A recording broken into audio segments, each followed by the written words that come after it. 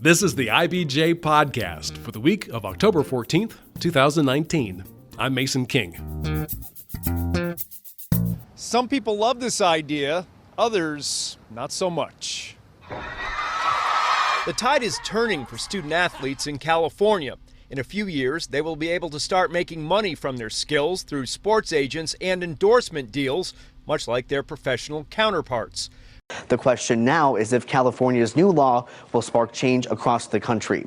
It's going to initiate dozens of other states to introduce similar legislation, and it's going to change college sports for the better by having now the interests, finally, of the athletes on par with the interests of the institutions.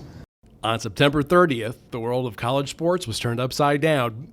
California Governor Gavin Newsome signed a law that allows college athletes to profit from the use of their name, image, or likeness. And the name of this law is the Fair Pay to Play Act.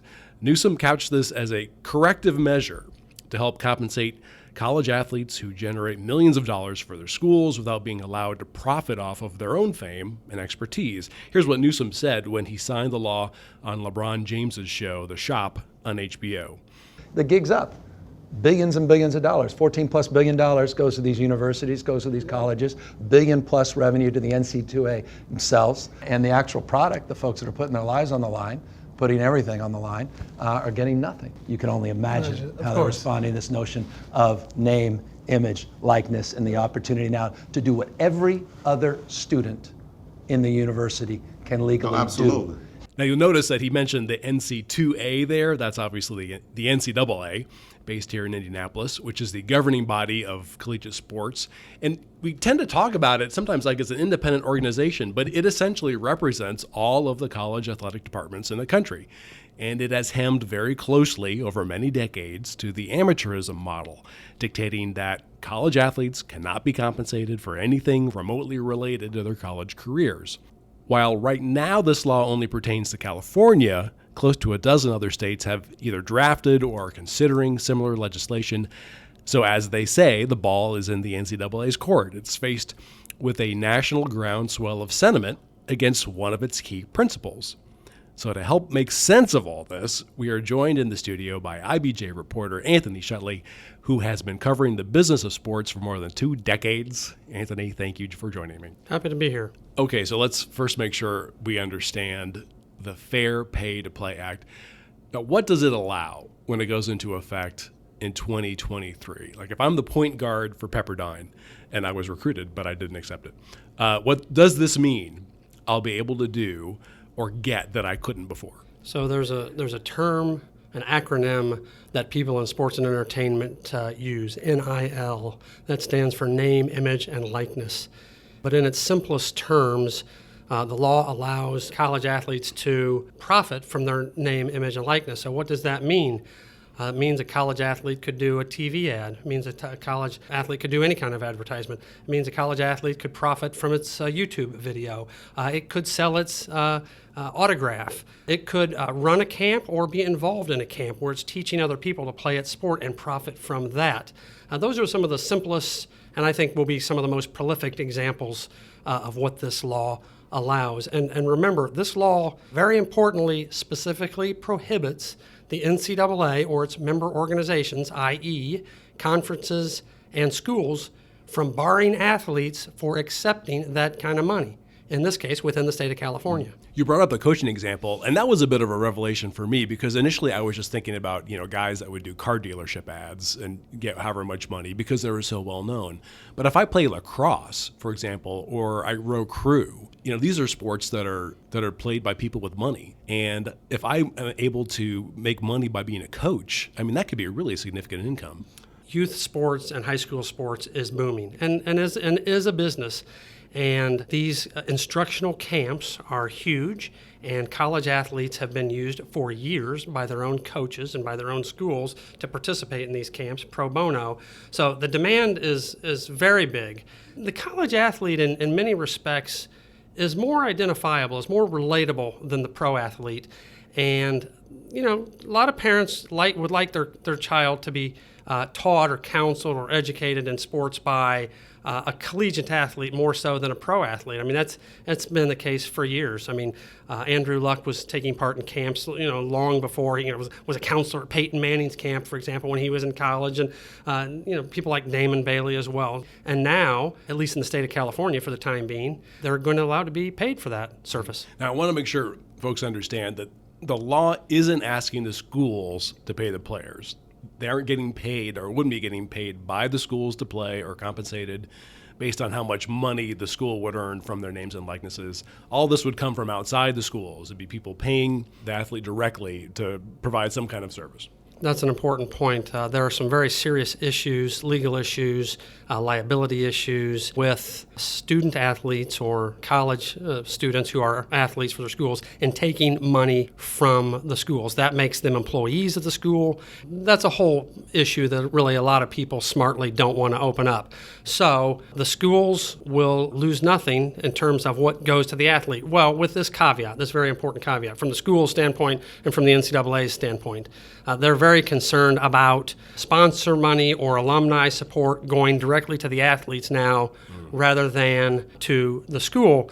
But no, the schools are not paying the athlete. In fact, the California law notably prohibits schools from paying college athletes for their name, image, and likeness. How many student athletes are there out there potentially that could benefit from this? I think I'd seen a figure like 500,000. Yeah, hundreds of thousands. I mean, when you start talking about Division I, Division II, Division III, we could talk NAIA. So this is an important point you bring up, because a lot of people would argue that only less than 1% or fewer than 1% of college athletes are going to benefit from this thing. When I talked to David Ridpath, the president of one of the largest watchdog groups of college athletics, he had pointed out to me that his group feels that every athlete has value, that even the player for the smallest school in the smallest division on the end of the bench was in all likelihood a hero somewhere in his hometown and could potentially profit in some way, shape, or form from their name, image, and likeness.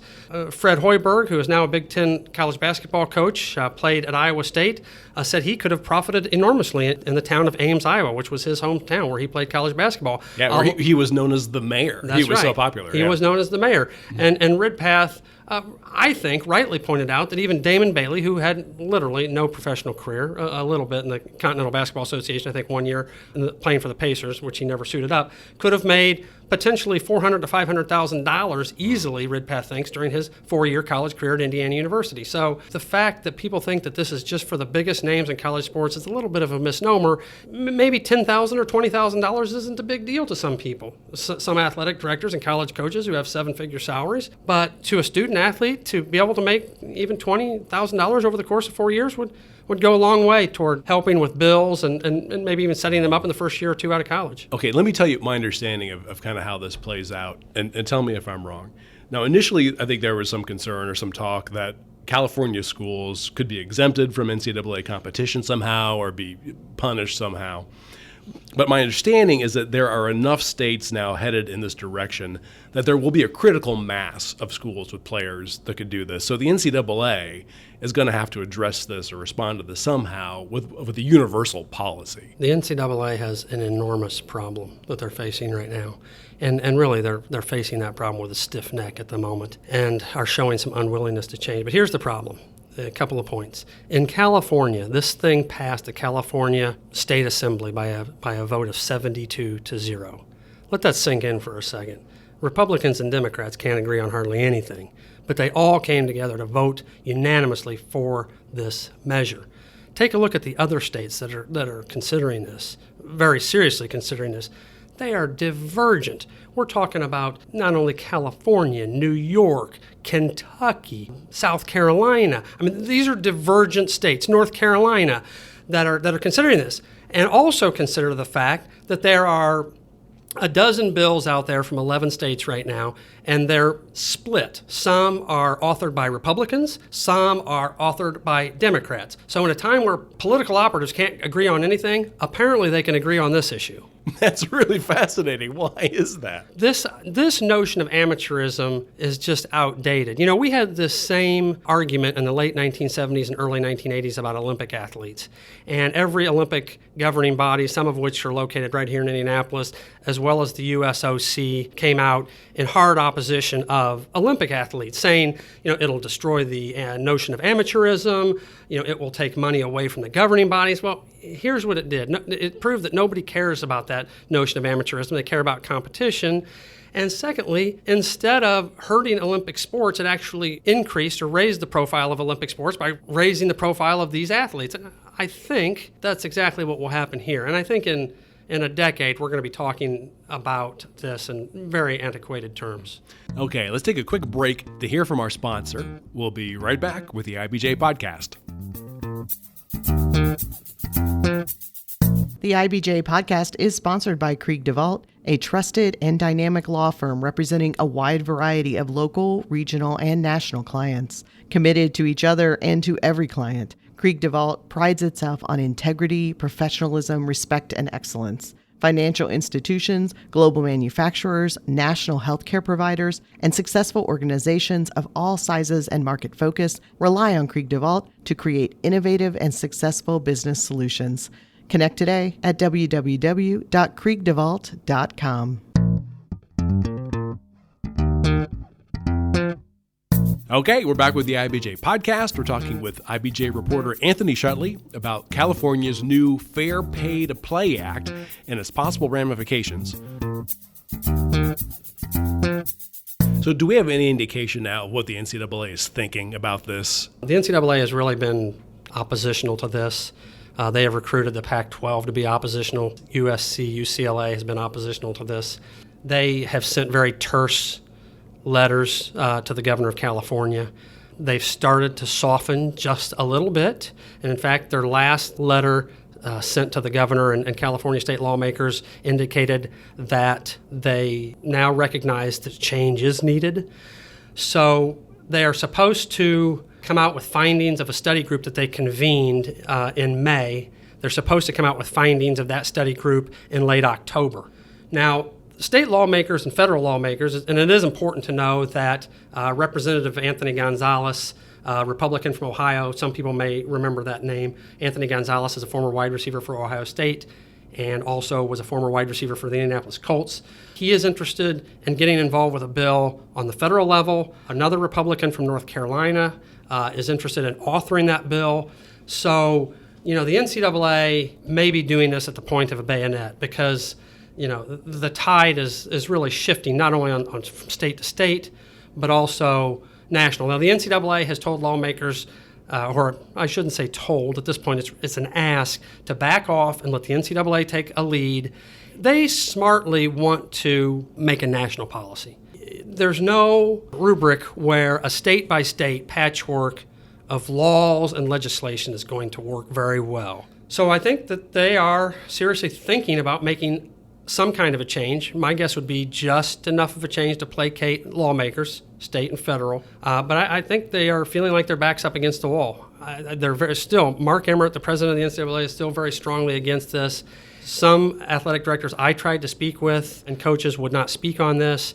But the cracks are starting to appear. At Big Ten Media Day, we saw Richard Pitino, coach of Minnesota, come out in favor of this. We saw Fred Hoiberg, who was a coach in the league, come out in favor of this.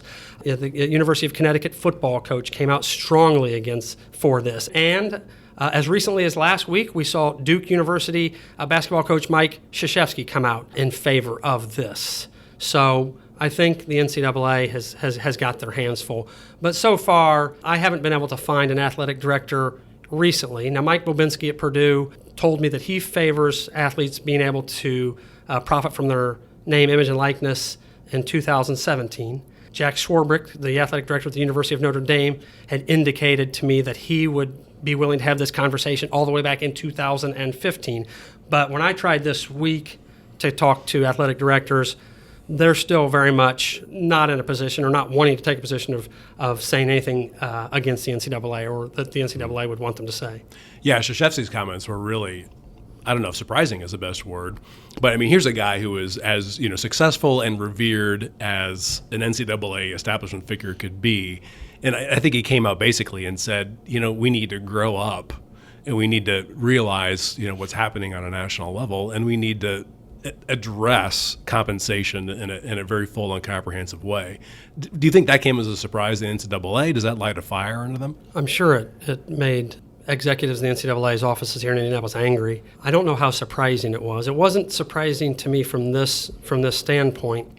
College coaches have a lot of pressure on themselves to kind of police this kind of money. I think in some ways, if you open this up, it takes some pressure off of the coaches and the compliance officers in some ways. Now, this is still going to require some compliance.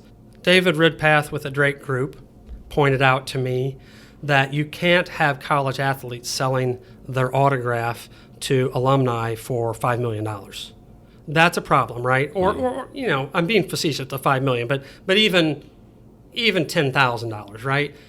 It has to be fair market value. So there's going to need to be some compliance. All of this spending is going to have to be reported to the schools, or all of this income, as it were, is going to have to be reported to the schools, the conferences, and the NCAA. You're still going to have to police it. So the policing issue doesn't go away, but many people think that the resources for that kind of policing are in place with the current compliance. So there's fear. There's fear that athletes will magnate toward schools in bigger markets where they can make more money off their name, image, and likeness. But I doubt very seriously an athlete's going to enroll in Rutgers University so they can have access to the New York City market if they have scholarships from Michigan or Ohio State or a big school like that. So, they're going to probably need an agent, which they would not be able to do under this law, under the California law. So that's in the law, and I'll be honest with you, I'm not 100% sure how that part of it works. They are allowed, according to state law in California, to have an agent to handle these commercial deals. Now, does that also mean that they could have an agent to help, that same agent could help them negotiate, with professional teams, be they in Europe or in the U.S., what that agent can do and can't do? That to me is a little less clear. Yeah, and let me back up for a second to one of these arguments against allowing athletes to be compensated for commercial activity. Now, here's one that was discussed on ESPN's College Football Live. And the scenario is that school boosters and donors could set up deals with companies in the local market to pay top athletes through that company for potentially hundreds of thousands of dollars, say for like a car commercial. A booster could, pay whatever Bill Burns Ford $300,000, so that guy could turn around and pay somebody else $300,000 to be in a commercial. Let's hear what they said on the show. Now, Joey, under this new rule, what happens is, okay, highest bidder. What do you have for me? I can come. I'll be the face of your car dealership. 150 G's. I'm the face of it. You can use me, and you can market, you can advertise. So, I mean, that's what it's going to be. It's going to be people basically bidding for your services, and it's going to be all-out warfare. And that's the part that needs to be ironed out over the next several years and figured out. So is that a legitimate argument? As a business writer, I'm really all for the free enterprise supply and demand market. It's kind of like the nation needs to have an examination of conscience. It's people to ask themselves, what's the problem with these players bringing in as much money as they can by whatever means? I mean, not illicit means, right? But to me, it's kind of a free market and supply and demand issue. Now, the Drake Group would argue that we need to have fair market value. I think that's a little bit of a tricky thing to define. I think that all that's being redefined. And I think if you open up this box, none of this is defined. Fair market value. What's the fair market value? Well, there is no market for these guys. So what's a fair market? For all I know, a company might place a higher value on a college athlete for whatever reason than they do on an NBA athlete or a NFL athlete or an Olympic athlete. I don't know. Nor am I sure what the hang-up is exactly with allowing a booster to give an athlete whatever money he wants. Now, I know behind closed doors what the NCAA would say. It looks unseemly. It doesn't look right. It doesn't feel right. And it's gonna hurt our image, and it's gonna hurt our TV and our ticket revenue. The school's perspective, they're worried about money walking out the door, going directly to an athlete. What just occurred to me is that this might actually be a way to convince some athletes to stay in college longer. I mean, if they're going to the pros as quickly as they can because they need the paycheck, or they feel like, they need to support their families. If they're talented enough, this could be a way to stay in college. Yeah, I don't disagree with that. And I really think the issue of education and somebody making money is totally separate. For any other student, being in college and making money are totally separate issues. Well, let me bring up another argument. This one kind of has some traction with me. Let's say I'm a player for Butler. I'm a freshman, and I'm thinking, Butler's nice, but I got to get out of here. I want to make the big bucks. So instead of being, paid by, Indianapolis car dealerships, I get paid by a tri-state area dealership. So I try to go on a scoring binge the first 4 games of the season. I just light it up as much as they'll let me. And then, once the phone starts ringing, I go, I'm going to transfer. So what does that do to the quality of the college game if everybody is basically auditioning for a better deal? Well, that's an interesting argument because for years and years and years, little known fact, college athletes did not get 4-year commitments from their universities. And how many guys I'm going to pick on the IU basketball team for a second because I'm an IU graduate. From the IU basketball team, under Tom Crean, the coach, or whoever, have just vanished. Well, a lot of those guys, their scholarships were revoked or they were pushed out of the nest, and IU's certainly not the only one. Now, they've moved toward 4-year scholarships and 4-year commitments. So the schools, traditionally have not made 4-year commitments to the athletes, but we want to turn around and say, well, the athletes need to make 4-year commitments to the schools. I'm not sure how equitable that is, and I don't know how fair it is to try to control that. And the NCAA has tried to control that transfer issue. And, maybe it would be a little bit of anarchy if you just let people willy-nilly transfer all over the place. But I'm not sure that would be as big a problem as people might tend to believe. Now, let's stay in Indiana for a second. Let's look at the legislature. Is there any indication that our lawmakers are interested in having this conversation or passing a kind of California-style law? There is a big indication and a big track record of state lawmakers working with the NCAA and working hard to please the NCAA. And I'm not criticizing them for that. The NCAA has done a lot for the city of Indianapolis and the state of Indiana. It's one of the crown jewels of our sports landscape. I don't expect our state lawmakers to pick this up. I did have one, Greg Porter, who represents an area, the Old North Side and some of that area around there, who said he would be willing to have the conversation, and he thinks, in fact, that there should be a thorough conversation. I don't think that's going to be a widely held view. This is not an issue that the citizenry is jumping up and down for, screaming that the state legislators need to pick up and deal with. So for this to happen, a fairly large group of state lawmakers are going to have to come together and say, hey, let's all, willingly pick up this controversial hot potato that one of our biggest citizens here in the NCAA strongly opposes. Let's pick that up and talk about passing that. So I don't think that's going to happen. But we'll see. Yeah, that's got study session written all over it. Yeah. So what is the next thing that could happen or will happen? So at the end of this month, the NCAA study group, which was convened in May by NCAA President Mark Emmert and the 22-member Board of Governors, which is the Board of Governors, essentially athletic directors and university presidents. That study group for the NCAA is supposed to come out with its findings by the end of this month. Now, it's important to note that even the California state lawmakers, but other state lawmakers have said that if the NCAA comes back with substantive changes, that they would consider amending their law or amending a bill that's not yet a law in other states' cases. So I think at heart, the lawmakers want to give the NCAA a chance to do what they feel is the right thing to do. All right. Well, let's wait till the end of the month to see what happens. My thanks again to Anthony. If you check out the latest issue of IBJ, Anthony has a deep dive into the subject and examines how views on athlete compensation are quickly shifting. And there are a couple of other stories I want to bring to your attention. IBJ's Mickey Shuey has an in-depth accounting of all 18 new hotels that have been proposed for downtown Indianapolis. There's an unprecedented number of rooms in the pipeline, but experts don't expect all of these hotels to make it to opening day. And Susan Orr explores complaints against a local investment firm from clients who say brokers steered them into unsuitable investments. Again, you can read all of these stories in the copy of IBJ that you, of course, have delivered to your home or office, or you can read them online at ibj.com. And remember, to get full and unfettered access to all of IBJ's award-winning business content, just hit the subscribe button. Thanks again for making time this week for the IBJ podcast, which is edited by Leslie Weidenbetter. I'm Mason King, and we'll be back again next week.